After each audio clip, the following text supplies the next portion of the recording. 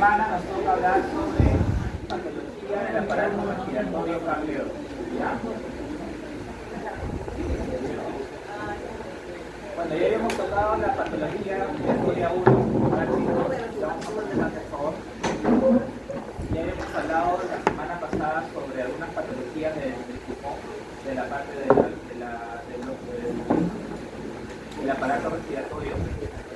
Ahora vamos a terminar completando siempre lo más importante, ¿ok? Igual, si tienen alguna pregunta, alguna acotación, pueden levantar la mano, no hay ningún problema. Levanten la mano, porque no estoy mi lente, no lo veo bien. Bien, vamos a comenzar con la parte, tal vez, una de las enfermedades más frecuentes, no solamente a nivel de respiratorio, sino también a nivel en todas las enfermedades en general, que son las patologías pulmonares infecciosas. ¿Okay? Entonces, específicamente hablando de la neumonía. La neumonía básicamente se refiere a la inflamación de la unidad funcional del pulmón, que es la inflamación a nivel de los racimos, ¿sí? Del pulmón básicamente, pero principalmente de los racimos pulmonares. ¿Ya? Existen varios mecanismos por los cuales se forma la neumonía, pero en los pacientes las personas tienen mecanismos de defensa para poder evitar que se formen las neumonías. Cuando estos mecanismos empiezan a ser evadidos o no funcionan, es ahí cuando la infección va a producirse y se va a formar la neumonía. La primera forma cómo se puede sucede la neumonía es con la abolición o la disminución del reflejo oxígeno o del vómito. En este caso, normalmente son pacientes que tienen accidentes cerebrovasculares que no pueden controlar bien el reflejo del vómito, o tal vez pacientes que han consumido grandes cantidades de alcohol. ¿Ya? La otra forma en que se produce es con una disfunción del aparato mucocelular. Acuérdense de que el epitelio respiratorio tiene cilios, y los cilios se encargan de la limpieza de las vías respiratorias. Cuando hay una disfunción de estos cilios, tal vez por enfermedades congénitas, el propio tabaquismo, como habíamos visto la semana pasada, que produce metaplasia famosa del bronquio, y ya no hay cilios porque está convertido en un epitelio famoso, también va a provocar condicionar a las neumonías, o aumenta el riesgo de transporte. La acumulación de secreciones, una deficiencia a nivel de los macrófagos alveolares, porque tal vez con algún tipo de secreción, inmunosupresión, y la congestión y edema pulmonar. Bien, ¿cómo se clasifican las neumonías? Esta es una clasificación más clínica, ¿ok? Que es la que ustedes van a usar cuando vayan a la práctica clínica, cuando tengan hospitales que ustedes van a usar en su mayoría. Esta clasificación es importante porque dependiendo de la clasificación, ustedes van a poder dar un tratamiento adecuado, ya que la clasificación te permite saber agrupar a los pacientes en categorías y saber las probables etiologías dentro de esas categorías. Tenemos varios tipos de neumonía vistos desde el punto de vista clínico, ¿okay? Vamos a mencionarlas, ¿no? Tenemos la neumonía extrahospitalaria, ¿okay? Luego tenemos las neumonías nosocomiales o intrahospitalarias. También tenemos las neumonías asociadas a la atención sanitaria, neumonías por aspiración, las neumonías crónicas, las neumonías necrosantes, o también conocidas como abscesos pulmonares, y las neumonías en pacientes inmunodeprimidos. Estas categorías de clasificación de las neumonías es importante que la aprendan, porque cada categoría tiene diferentes etiologías con respecto a microorganismos. Más que todo son bacterias, prácticamente la mayoría o casi todas las causas de neumonía. Dentro de la neumonía extrahospitalaria o neumonía de la comunidad, también le dicen, tenemos el agente más frecuente es el neumococo, el estreptococo neumoniano o neumococo también es el más frecuente. Luego tenemos otros en frecuencias menores, pero igual de la hemophilus influenza, la Moraxella catarrhalis y en menor medida tal vez de Staphylococcus aureus, ¿ya? Pero el neumococo es el más frecuente, ¿okay? En el caso neumonías hospitalarias. Los más frecuentes van a ser los bacilos gram negativos, ¿ok? Y las pseudomonas y los estafilococos aureus. Entonces, si se dan cuenta, las etiologías de las neumonías hospitalarias y las extrahospitalarias de la comunidad son diferentes y por lo tanto el manejo antibiótico también va a ser distinto. ¿Okay? Por eso es importante reconocer primero qué tipo de neumonía tiene tu paciente con esta clasificación científica. ¿Okay? Porque de eso va a depender el tipo de tratamiento empírico que da esa edad, ¿no? Porque las neumonías le dan tratamiento empírico. ¿Okay? Esas dos son las más frecuentes. Luego vienen las otras menos frecuentes, como por ejemplo la neumonía asociada a la atención sanitaria. La neumonía asociada a la atención sanitaria no es lo mismo que una neumonía intrahospitalaria, ¿okay? Porque en la neumonía intrahospitalaria el paciente tiene que estar un margen de tiempo dentro del hospital, más que todo hospitalizado, la mayoría de pacientes hospitalizados. En cambio, la neumonía asociada a la atención sanitaria son los pacientes que van al hospital, pero no están mucho tiempo en el hospital. Por ejemplo, los que se van a hacer diálisis, por ejemplo, ellos no están más que horas lo que demora su diálisis, y ahí se pueden enfermar. ¿Okay? Pero no es una neumonía nosocomial o intrahospitalaria teóricamente, no intrateóricamente. ¿Okay? También tenemos las neumonías por aspiración, más que todo son pacientes que tienen una abolición del reflejo de oxígeno, como por ejemplo los pacientes que han sufrido un ACV, ¿no? Los pacientes que tienen un ACV no pierden alguno de los reflejos, de esos reflejos, y se aspiran. El vómito o el contenido gástrico pasa a la vía pulmonar, es la neumonía aspirativa. ¿Okay? Y las bacterias que van a producir neumonía de tipo aspirativa son bacterias de la cavidad oral, precisamente porque son de tipo se aspiran, ¿es? El contenido de la cavidad oral y la cavidad gástrica entra a las vías respiratorias. ¿Okay? También son las personas que han consumido grandes cantidades de alcohol, es un ejemplo también de neumonía por aspiración. Y la cavidad oral, ¿qué bacterias tiene? Tiene una gran cantidad de anaerobios. ¿Okay? Por eso es que cuando tú ves un paciente que tiene neumonía y se clasifica dentro de las aspirativas, tú le das antibióticos empíricos contra anaerobios, porque saben que probablemente esa sea la bacteria que ha condicionado la neumonía. ¿Okay? Luego tenemos otras menos frecuentes como la neumonía crónica. ¿Okay? La neumonía crónica normalmente son bacterias que condicionan una inflamación crónica, porque todas estas son agudas. ¿Okay? En cambio, hay agentes etiológicos o microorganismos que van a producir una inflamación crónica del pulmón. Por ejemplo, el ejemplo más clásico, el más representativo, por lo menos en nuestro medio, es la TBC. La TBC es un ejemplo de neumonía crónica, está dentro de la clasificación de las neumonías crónicas. TBC es una prácticamente. Pero también entra, por ejemplo, acá entran más los hongos, por ejemplo, como el isoplasma, ¿ya?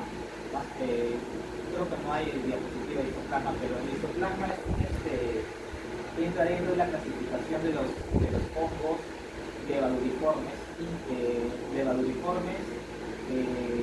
intracelulares obligatorios. O sea, el isoplasma no puede vivir, él tiene que 100% vivir dentro de una célula, no puede vivir fuera, en el medio externo, porque dentro de la célula es lo que se puede reproducir. ¿Cuál es la célula que el isoplasma infecta? Es el macrófago. Al igual que la tuberculosis, que también es un microorganismo intracelular obligatorio. Pero claro, la tuberculosis es una bacteria, el isoplasma es un hongo, pero ambos son intracelulares obligatorios. Por lo tanto, cuando tomamos biopsias, el isoplasma se tiene que buscar en los macrófagos. Dentro del macrófago deben estar microorganismos bien pequeñitos. Otro microorganismo intracelular obligatorio es, por ejemplo, la leishmania, por ejemplo, ¿no? Pero eso no entra en este caso. Luego la otra categoría es el absceso pulmonar, que ya más adelante lo voy a mencionar, y las neumonías en pacientes sin inmunodeprimidos. Eso ya es importante también, pero lo vamos a tratar también más adelante. ¿Ya? Entonces, hablando de las neumonías hospitalarias, como mencionamos, el más frecuente de todos es el neumococo, así que tu tratamiento empírico tiene que ir enfocado a matar este bicho, porque sabes perfectamente que no, el más frecuente y el más probable que esté infectando a tu paciente. ¿Ya? Luego también tenemos el Haemophilus influenza, Morazuela catarralis, nuevamente lo mencionamos, y el estafilococo aureus. Pero el estafilococo dentro de las hospitalarias son menos frecuentes, ¿ok? Más frecuentes son las tres primeras que hemos mencionado: Streptococo, Haemophilus y Morazuela catarralis. Y el tratamiento enfocado a matar estas principalmente. Las neumonías hospitalarias, y casi en la mayoría de las neumonías que son de causa bacteriana, van a producir un patrón de neumonía en el pulmón de dos tipos: el de lobar y la de tipo bronconeumonía. La lobar es una afectación difusa del lóbulo pulmonar, ¿okay? En cambio, la bronconeumonía tiene una distribución parcial, ¿no? Como en parche. Bueno, esto es muy teórico realmente. Al final no importa si es bronconeumonía o neumonía lobular, lo que importa es darle tratamiento paciente. O sea, es una diferenciación teórica que en la práctica clínica no tiene mucha importancia distintiva. No afecta el manejo ni el pronóstico del paciente. Al final, ambas son bacterianas y ambas pueden afectar, tienen que ser manejadas efectivamente. Lo que sí es muy bueno que entiendan es que, por ejemplo, un neumococo puede producir una neumonía, bueno, de los dos tipos, como bronconeumonía o neumonía lobar, cualquiera de las dos. No necesariamente es que el neumococo produce lobar o bronconeumonía. Es por eso de que al final no importa si es bronconeumonía o neumonía lobar, desde el punto de vista clínico, que clínicamente no tiene mucha relevancia. ¿Ya? Acá lo vemos, ¿no? Estas zonas medias blanquecinas son las focos neumónicos, y acá estamos viendo múltiples partes, una distribución en partes. Bueno, la neumonía extrahospitalaria, bueno, en la mayoría de las neumonías tiene fases histológicamente hablando. Tiene 4 fases, eso ya me imagino que lo van a ver mejor en su práctica, ¿okay? Pero acá lo vamos a mencionar. Tenemos 4 fases: la fase congestiva, la fase de palpitación roja, la fase de palpitación gris y la fase resolutiva.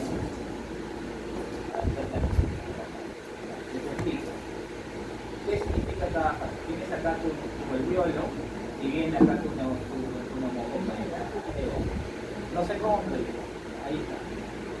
Entonces, la primera fase, la congestiva, es cuando va a empezar a haber edema, ¿okay? Los vasos empiezan a dilatar, los alveolos, y todo el agua se empieza a salir, ¿okay? Todo el líquido, y empieza a desmalizarse el intersticio y también el alveolo se empieza a llenar de agua, ¿okay?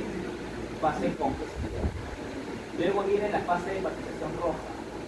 Los vasos se dilatan, pero luego se dañan, se empiezan a romper, o se empiezan a dañar, creo que la palabra más exacta, y empieza a haber fuga de glóbulos rojos. Los glóbulos rojos empiezan a salir y se empiezan a extravasar al intersticio y también al espacio alveolar.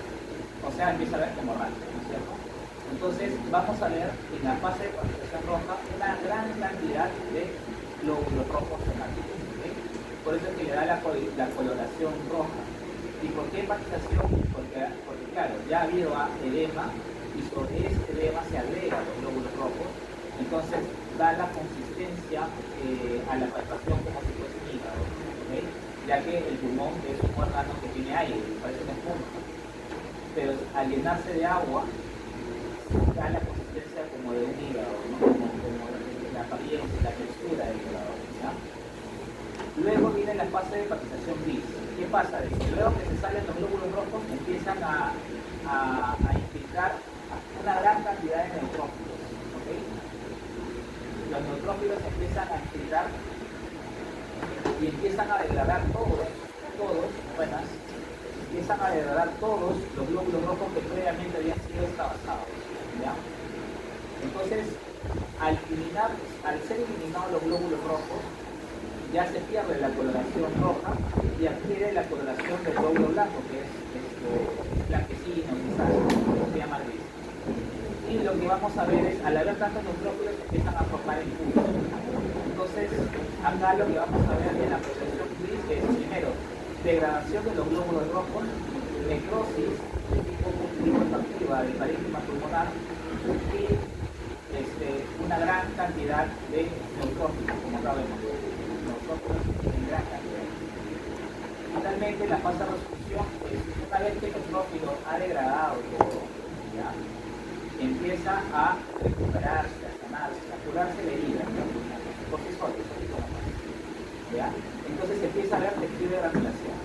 El tejido de granulación es un signo fisiológico que nos permite a nosotros decir que este tejido está en reparación. Los vasos sanguíneos empiezan a proliferar, empiezan a haber macrófagos, ¿okay?, que se encargan de la reparación. Si la necrosis de la neumonía ha sido extensa, ese foco de neumonía, ese foco se va a formar en cicatriz. Si ha sido sumamente leve, ese foco va a volver a reconstruirse en parénquima pulmonar normal, pero casi siempre queda una cicatriz. ¿Okay?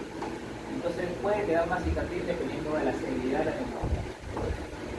Una cosa muy interesante con respecto a estas dos fases de acá es que el neutrófilo, a ver, tenemos varios tipos de inflamación, de células inflamatorias.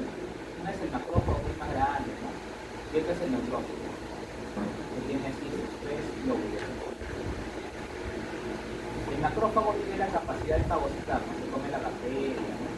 Y dentro del fagosoma lo une un lisosoma, se forma el fagolisosoma y ahí la bacteria muere.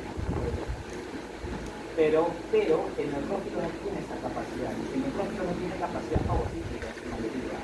Lo que hace el neutrófilo, que es una forma secundaria también de poder destruir a la bacteria, porque ese es el objetivo final, es liberar todos los lisosomas hacia el medio.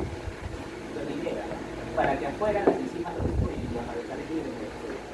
Y lógicamente, eso produce, va a ser un efecto secundario de que vas a destruir tu propio parénquima. ¿Okay? Y esa es la razón por la cual los abscesos se forman la necrosis de tipo linfoexpansiva, secundaria a la liberación de los gránulos lisosómicos hacia el medio externo, con el fin de destruir al antígeno, en este caso la bacteria, pero también destruye tu propio parénquima normal. ¿Okay? Entonces, esto tiene sentido, ¿no? Lo gris, porque es gris como purulento, es secundario a la gran cantidad de neutrófilos que empiezan a destruir o a destruir todo lo que está. Matas a la bacteria, pero también mueres, se muere también tu propio bacteria. Y en la fase de resolución, acá entra el macrófago, todo lo destruido, todo lo licuado que ha quedado por el neutrófilo, el mismo neutrófilo también muere. Y veas que personas que mueren. Es decir, así funciona el sistema inmunitario, es medio loco. Pero también se muere a sí mismo, entonces se mata, ¿no? Y directamente el daño también le afecta. Y viene el macrófago y se empieza a comer todos los detritos que han quedado, no se lo come. Limpia todo eso y empieza también a estimular la fibrosis o la regeneración. Esa es la fase de resolución. Por lo tanto, acá que va a predominar el edema, acá que va a predominar el hematíe, acá que va a predominar el neutrófilo y acá que va a predominar el macrófilo. ¿Okay? Y ahora ya tiene más sentido. ¿Qué complicaciones puede tener la neumonía? Principalmente tres tipos de complicaciones. Uno, es que el foco neumónico termine transformándose en un absceso. ¿Okay? Dos, que se forme un empiema, o sea, que la inflamación también comprometa la cavidad pleural y se forme pus en la cavidad pleural de empiema, o que hay una designación hematógena y el paciente entra en exceso. Entonces, esas son las tres complicaciones más frecuentes. También tenemos neumonías de abuelo. Y otra cosa, las neumonías extrahospitalarias también se pueden dividir en dos tipos, las típicas y las atípicas. ¿Okay? Las típicas son las bacterianas, el neumococo, la morracela, el hemófilos. Las atípicas, que también son extrahospitalarias, incluyen 4 etiologías frecuentes: el microplasma neumonía, la clamidia, la Klebsiella y el virus. Los virus también pueden producir neumonía, ¿okay? Y el tipo de hospitalaria se entra dentro de la clasificación de las atípicas. Entonces, vamos a hablar un poquito del virus. El más representativo de todos es el virus de la gripe. ¿Okay? El virus de la gripe, por lo menos en humanos, el más frecuente es el de tipo A. ¿Qué va a determinar que sea A, B, C? Lo va a determinar las proteínas que se encargan del empaquetamiento de la red. Hay de tipo A, de tipo B, de tipo C y de más. Otra cosa importante con el virus de la gripe es que tiene dos proteínas o superficies, ¿okay? Que es la hemaglutinina y la hemoglobina. La hemaglutinina le permite al virus, le permite la entrada a la célula. Por un receptor que tiene la célula, la hemaglutinina permite la entrada a la célula. Una vez que el virus está dentro de la célula, ¿okay? Luego acá entra a tallar la neuraminidasa que permite la salida dentro de la vacuola del virus hacia el citoplasma.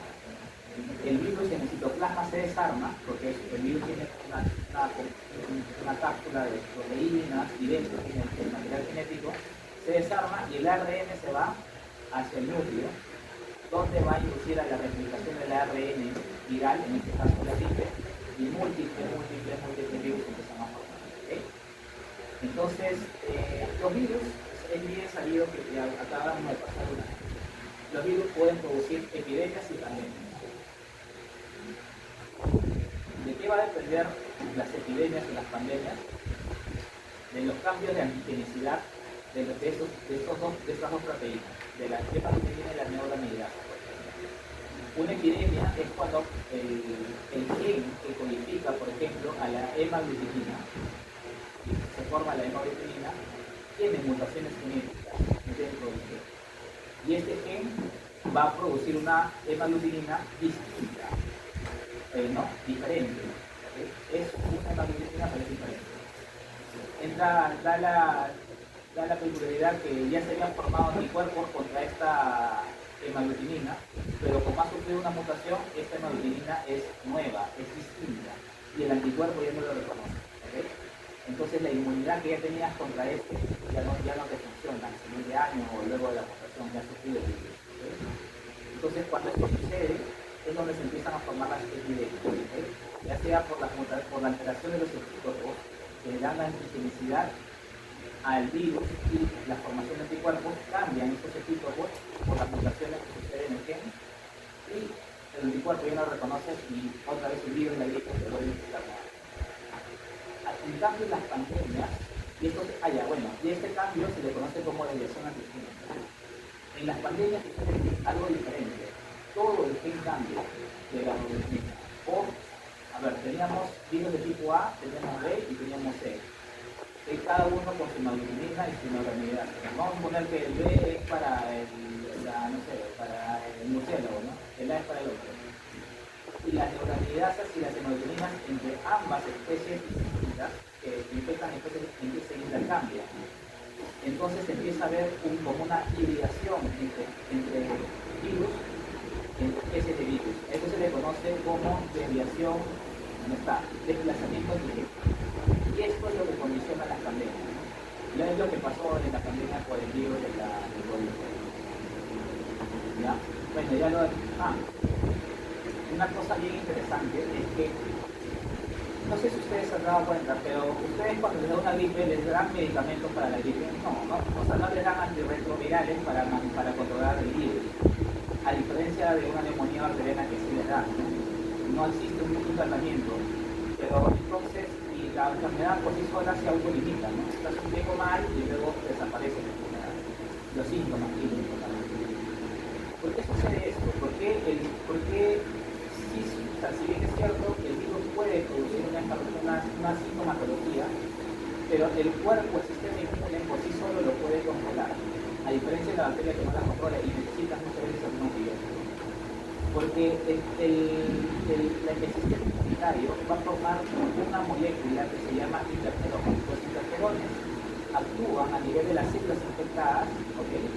Y van a regular o van a estimular la expresión de un gen que se llama el MX1. El MX1 es un gen que va a codificar una proteína que se le llama la guanosina tipo facácea. Y esta proteína, que es una enzima, va a inhibir o va a impedir la transcripción de nuevos genes en la que el virus está ahora. Entonces, es el interferón tan importante que es uno de los que, al fin y al cabo, hace de que las infecciones virales puedan ser autolimitadas. No necesitas un medicamento para poder controlar eso y también la producción de los anticuerpos contra el virus. Claro que los virus tienen mecanismos para poder evadirlo, ¿no? Pero eso ya es otro.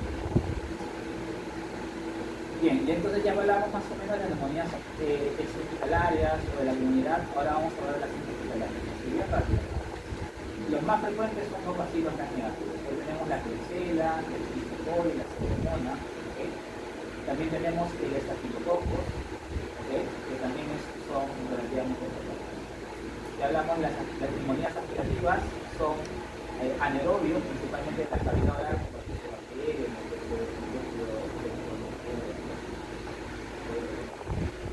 las de aspiración, claro, la bacterioide, probetelas, fusobacterium y Streptococcus, son las cuatro bien frecuentes. Eso le puedo aprender. Apréndanse esta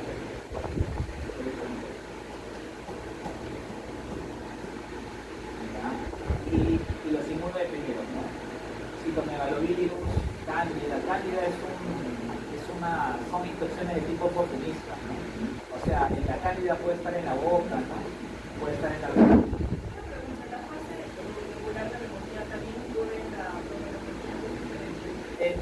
No, o sea, las fases son específicamente la lobular. ¿Okay? En la bronconeumonía no pasa exactamente igual. Tal vez lo que no, o sea, tal vez, o no es que no pase exactamente igual, sino es que no es como que la clasificación se hizo para las lobulares. Si tú lo intentas extrapolar a las bronconeumonías, puede que algunas fases no entren. O sea, no las encuentras. Pero de estas tres fases, ¿cuál encontrarías más en la bronconeumonía? La de patologización rígida. Es la que más te duele. Pero la clasificación de las cuatro fases ha sido hecha exclusivamente para las lobulares. Claro, pues si tú lo intentas extrapolar, puede que algunas estén y no estén presentes, como por ejemplo la roja, ¿no? O por ejemplo la positiva. Pero la que probablemente encuentres o la que sí coincida en la bronconeumonía con la lobular es la resolución múltiple, así coinciden en ambas. Y la resolución también.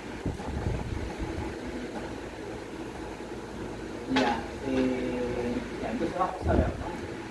A ver, acá tenemos el parénquima alveolar, ¿no? Acá están los tabiques alveolares, acá están los espacios, y acá vemos una gran cantidad de estas son neumonías virales. Las neumonías virales, ¿quién se encargaba de matar a las bacterias? El neutrófilo, ¿no? Por eso veíamos la presentación. ¿Quién se encarga de matar a los virus? Los linfocitos, ¿ok? Los linfocitos es natural killer, los citotóxicos, los TCO8. Es por eso que el infiltrado inflamatorio en ambos contextos es distinto, ¿no? Mientras que en una neumonía bacteriana veíamos una gran cantidad de neutrófilos, en una neumonía viral, ¿qué es lo que vemos? Una gran cantidad de linfocitos, ¿okay? Y ambos entran dentro del criterio de neumonía, pero son el infiltrado distinto. Dan a entender de que la patogenia de la enfermedad, la teoría se cumple en la práctica clínica, ¿no? O sea, tiene sentido. Al final no necesitas un medicamento porque estos linfocitos son suficientes para controlar el virus y solo pasan. ¿Okay?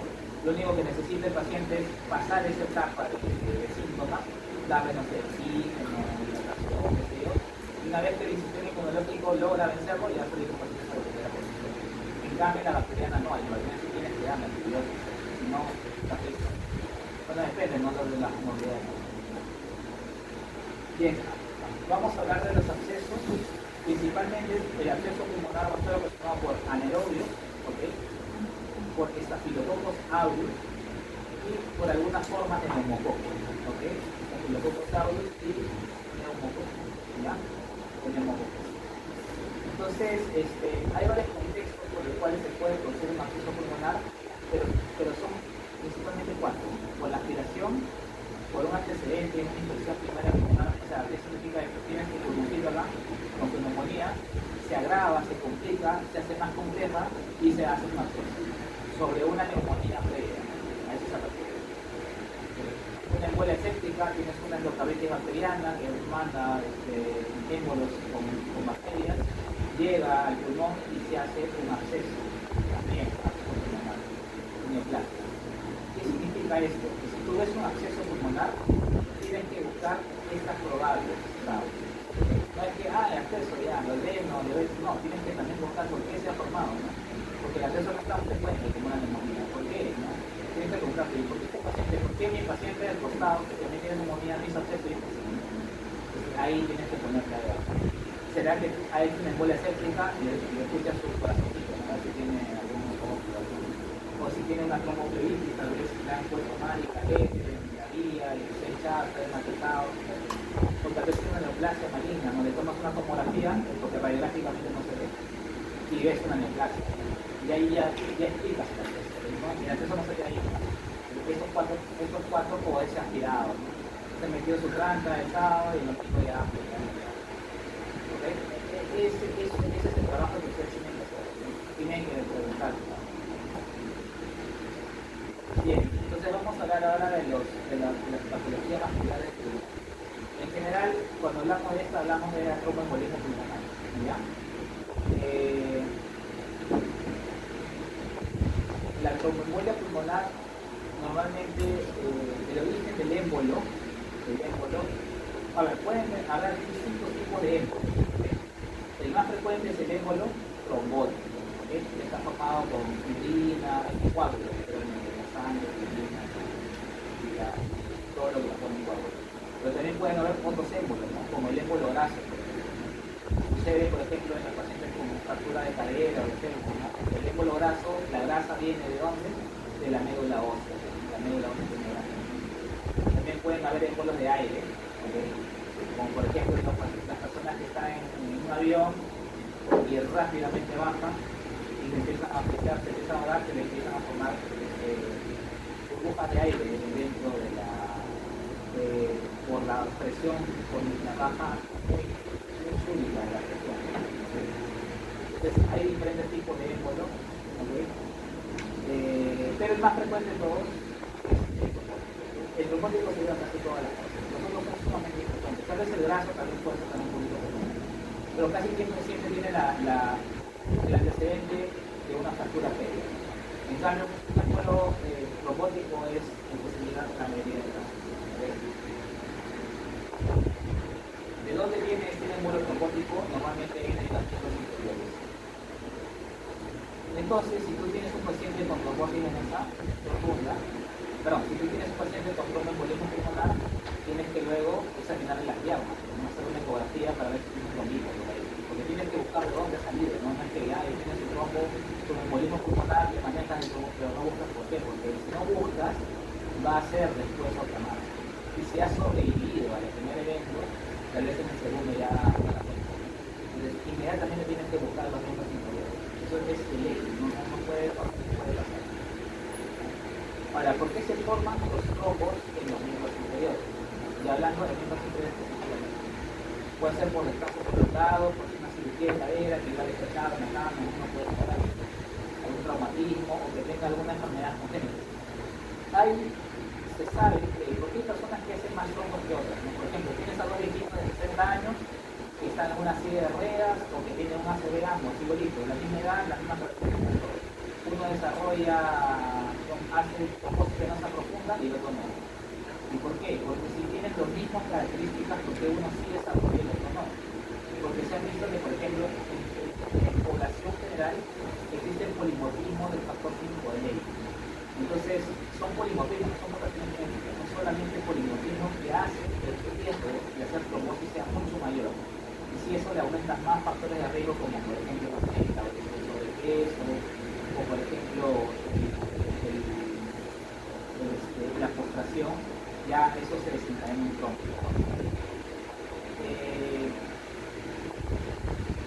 Ahora, otra cosa importante es que casi el 80% son silentes. ¿Por qué son silentes? Porque son pequeñitos trombos de tiempo que se desprenden y cuando llega al pulmón no producen ninguna sintomatología o tal vez algún dolor, pero sumamente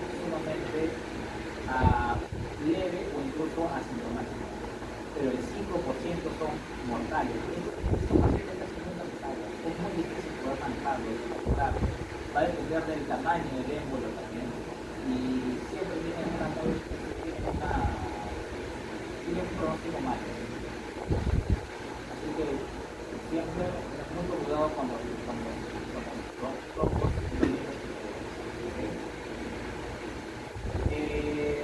Bueno, la fisiopatología depende del tamaño. Si es muy pequeño, incluso los accidentes pueden pasar. Si es muy grande, es una causa de muerte súbita. Cuando son extremadamente grandes, esta es una causa de muerte súbita.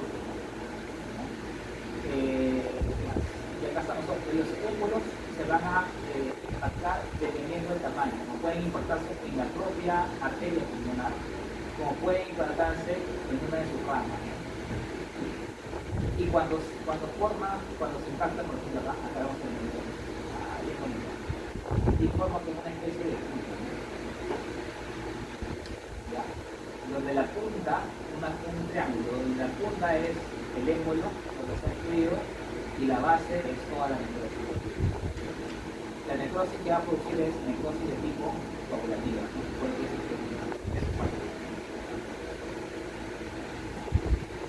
bien, ahora vamos a hablar sobre hipertensión pulmonar. Una cosa también, solamente algunos datos. Si tú tienes un paciente que clínicamente sospecha de un tumor, de un tromboembolismo pulmonar, ¿ya? Tienes que pedir exámenes. Primero, ecografía de miembros inferiores. Segundo, le tienes que pedir un microarray. Estos son exámenes que le tienes que pedir. El mismo de si te sale positivo es, si te sale negativo no lo descartas. Es muy poco específico, pero no es sensible. ¿Ya? Y le tienes que hacer una tomografía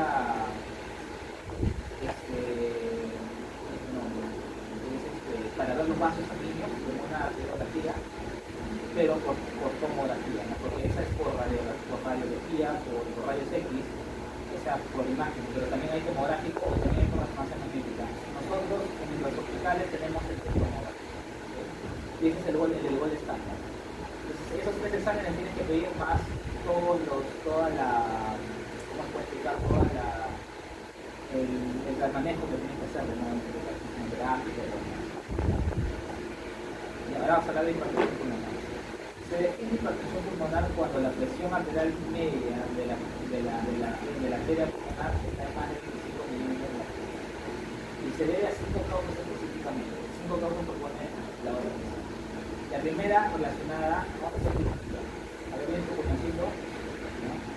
Y, por ejemplo, la primera es cuando las arterias musculares pequeñas, las arterias musculares acá, se empiezan a engrosar.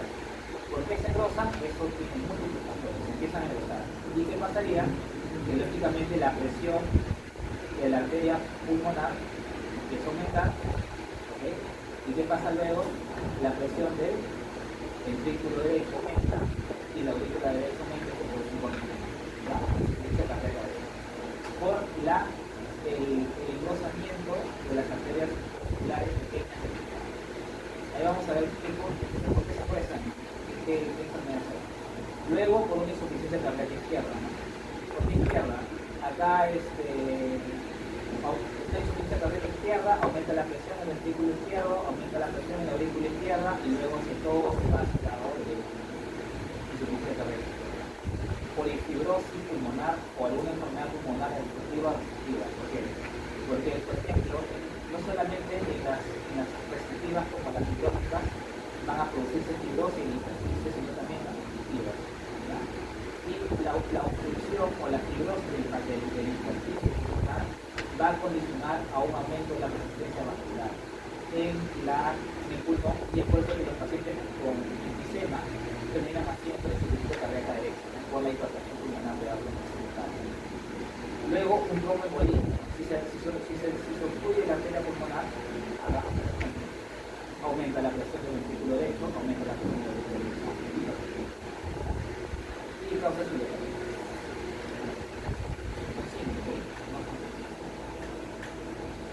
A ver, vamos a poner ejemplo. Una estenosis mitral. ¿Cuál de los 5 entraría? Estenosis mitral. En la 1, en la 2, en la 6, en la 4. Estenosis mitral, ¿no? La válvula mitral está la 2. Un lupus. Paciente con lupus y tiene hipertensión pulmonar. ¿Cuál es la 5 entraría? ¿Cuál?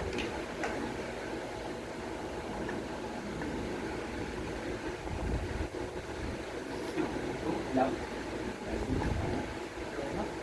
1, claro, porque produce vasculitis, ¿no? O una vasculitis primaria, secundaria. A ver, ¿qué más?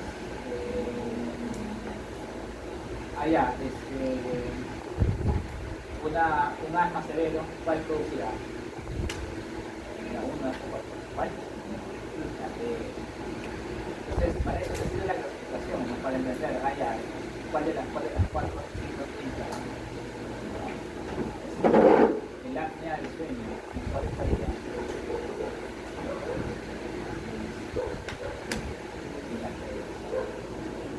Bien, entonces, esas son las cinco formas, los cinco grupos de información que más aprenden. Bien, y hay una causa especial de hipertensión pulmonar, que es la hipertensión arterial pulmonar idiopática. Que a pesar de que se llama idiopática, no está en el grupo de las idiopáticas, está en el grupo 1. ¿Ya? Esto se debe a que hay una mutación en el gen del receptor del BMP. ¿Okay?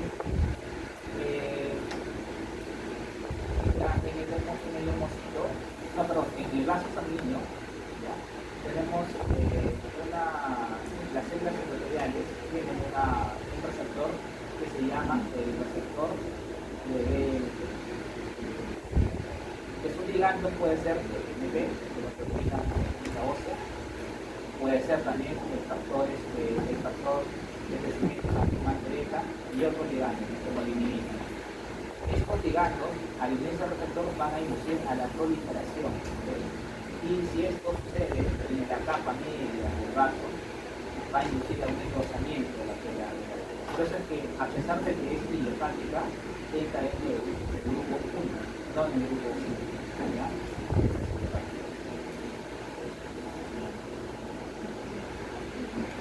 ¿Cuál es la estrategia fisiológica de una hipertensión pulmonar? Principalmente eso, ¿no? El engrosamiento o la hipertrofia de la capa media, que es la capa muscular, ¿ya? Están hipertrofiados de las arterias pulmonares, musculares y elásticas, ¿ya?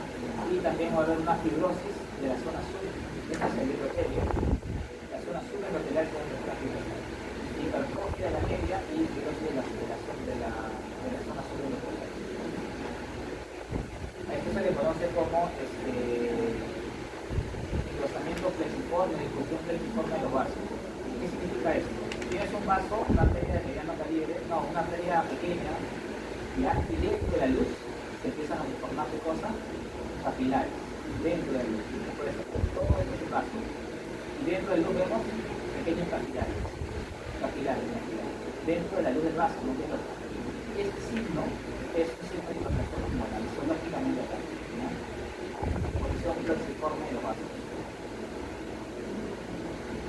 Bien, ahora vamos a hablar de las hemorragias pulmonares, alveolares. ¿Okay? Tenemos tres enfermedades acá: el síndrome de Goodpasture, la granulomatose, la vasculitis y una que es la hemosiderosis. Pero esa no la vamos a tocar porque es muy poco. La más frecuente es el síndrome de Goodpasture. ¿Ya?